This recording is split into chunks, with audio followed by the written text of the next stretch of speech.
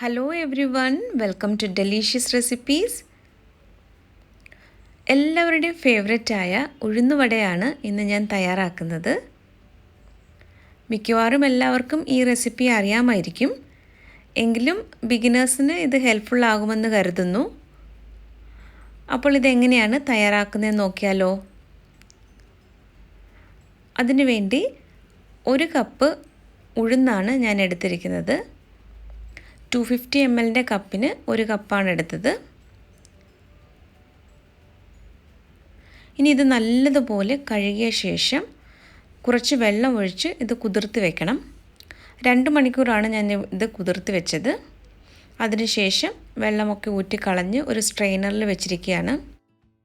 ഇനി നമുക്ക് കുറച്ച് വീതം എടുത്ത് അരച്ചെടുക്കണം.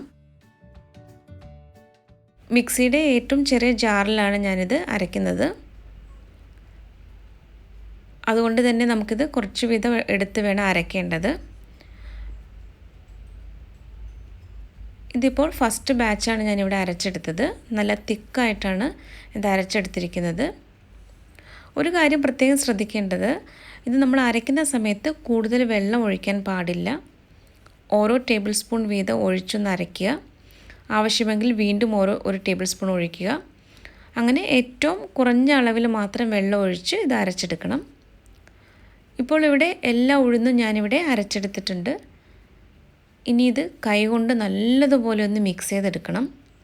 ഒരു 3-4 മിനിറ്റെങ്കിലും ഇത് നന്നായിട്ട് മിക്സ് ചെയ്തെടുക്കണം. ഇത് മിക്സ് ചെയ്തെടുത്ത ശേഷം ഉടനെ തന്നെ നമുക്ക് ഉഴുന്നുവട തയ്യാറാക്കാം. ഞാനിവിടെ 3 മണിക്കൂർ ഈ മാവ് അടച്ച് മാറ്റി വയ്ക്കുകയാണ്. 3 മണിക്കൂറിന് ശേഷമാണ് ഞാൻ വട തയ്യാറാക്കുന്നത്. പക്ഷേ നിങ്ങൾക്ക് സമയമില്ല എന്നുണ്ടെങ്കിൽ നമ്മൾ മാവ് അരച്ചെടുത്ത ശേഷം അത് നന്നായിട്ട് മിക്സ് ചെയ്ത ഉടനെ തന്നെയും വട തയ്യാറാക്കാവുന്നതാണ്.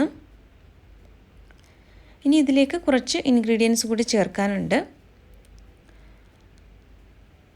2 ടേബിൾ സ്പൂൺ സവാള, കുറച്ച് കറിവേപ്പില, 1/2 ടീസ്പൂൺ ഇഞ്ചി ചതച്ചതും, 2 പച്ചമുളക് അരിഞ്ഞതും, 1/2 ടീസ്പൂൺ കുരുമുളക് ചതച്ചതുമാണ് ഇതിലേക്ക് ചേർക്കുന്നത്. ഇതെല്ലാം കൂടി ചേർത്തിട്ട് കൈകൊണ്ട് ഒന്നുകൂടി ഒന്ന് മിക്സ് ചെയ്തെടുക്കണം. ആവശ്യത്തിനുള്ള ഉപ്പ് കൂടി ചേർത്ത് നല്ലതുപോലെ കൈകൊണ്ടൊന്ന് ഇളക്കി യോജിപ്പിക്കണം. ഈ ഉഴുന്നുവട തയ്യാറാക്കാൻ വളരെ എളുപ്പമാണ്. നമ്മുടെ വീട്ടിലുള്ള ഇൻഗ്രീഡിയൻസ് മാത്രമാണ് ഇതിൽ ഉപയോഗിക്കുന്നത്. വൈകുന്നേരം ചായയുടെ കൂടെ കഴിക്കാൻ പറ്റിയ വടയാണിത്. അപ്പോൾ ഇതെല്ലാവരും ഒന്ന് ട്രൈ ചെയ്ത് നോക്കണം. ട്രൈ ചെയ്ത് നോക്കിയിട്ട് കമൻറ്റ് സെക്ഷനിൽ ഫീഡ്ബാക്ക് കൂടി ഒന്ന് അറിയിക്കണം. 1 ടേബിൾ സ്പൂൺ അരിപ്പൊടിയാണ് ഇപ്പോൾ ചേർത്തത്. ഇതുകൂടി ചേർത്ത് നല്ലതുപോലെ ഒന്ന് മിക്സ് ചെയ്തെടുക്കണം.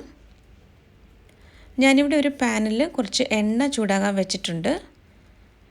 ഇനി കൈവെള്ള നല്ലതുപോലെ ഒന്ന് നനച്ചെടുത്ത ശേഷം കുറച്ച് മാവെടുത്ത് ഒന്ന് ഉരുട്ടിയെടുക്കണം. ഇതൊന്ന് ഉരുട്ടിയെടുത്ത ശേഷം അടുത്ത കൈവെള്ള നനച്ചിട്ട് അതിലേക്കൊന്ന് വെച്ച് കൊടുക്കുകയാണ്. എന്നിട്ട് ഉഴുന്നുവടയുടെ ഷേപ്പിലൊന്ന് ആക്കിയെടുക്കണം. ഇത് ഞാൻ അടുത്ത കയ്യിലെടുത്തിട്ടാണ് എണ്ണയിലേക്ക് ഇട്ട് കൊടുക്കുന്നത്. ഉഴുന്നുവട നമുക്ക് ഉരുട്ടി അത് ഷേപ്പ് ചെയ്തെടുക്കുന്നതിന് പല രീതികളുണ്ട്. അപ്പോൾ നിങ്ങൾക്ക് ഏത് രീതിയാണോ കംഫർട്ടബിളായിട്ടുള്ളത് ആ ഒരു രീതിയിൽ ചെയ്താൽ മതി. ആദ്യമൊക്കെ നമ്മൾ ഉഴുന്നുവട തയ്യാറാക്കുമ്പോൾ ആ കറക്റ്റ് ഷേപ്പൊന്നും കിട്ടിയെന്ന് വരില്ല. ഇത് കുറച്ച് പ്രാക്ടീസ് ഉണ്ടെങ്കിൽ മാത്രമേ ഇതുപോലെ കറക്റ്റ് ഷേപ്പിൽ വരികയുള്ളൂ. അപ്പോൾ പ്രത്യേകിച്ചും ബിഗിനേഴ്സിനൊക്കെ എനിക്ക് തോന്നുന്നു ഞാനിപ്പോൾ ഈ കാണിച്ച മെത്തേഡായിരിക്കും കുറച്ച് എളുപ്പമായിട്ട് തോന്നുന്നത്.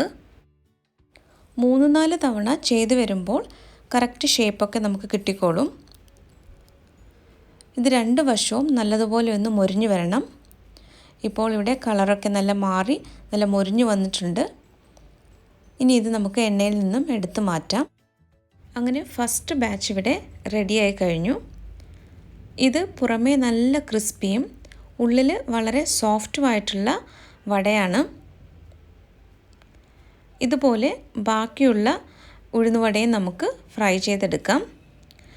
ഒരു കാര്യം പ്രത്യേകം ശ്രദ്ധിക്കാനുള്ളത്, ഇത് നമ്മൾ വറുത്തെടുക്കുമ്പോൾ മീഡിയം ഫ്ലെയിമിൽ വേണം വെക്കേണ്ടത്. തീ കൂട്ടി വെച്ചാൽ പെട്ടെന്ന് ഇത് പുറമേ കരിഞ്ഞു പോകും, ഉള്ളിൽ വെന്ത് കിട്ടുകയുമില്ല. അതുകൊണ്ട് മീഡിയം ഫ്ലെയിമിൽ വെച്ച് തന്നെ ഇത് വറുത്തെടുക്കാനായിട്ട് ശ്രദ്ധിക്കണം. അപ്പോൾ ഇവിടെ രണ്ടാമത്തെ ബാച്ചും റെഡി ആയിക്കൊണ്ടിരിക്കുകയാണ്. ഈ ഒരു അളവിൽ ഇൻഗ്രീഡിയൻസ് എടുത്താൽ 10 ഉഴുന്നുവടകൾ നമുക്ക് തയ്യാറാക്കിയെടുക്കാം.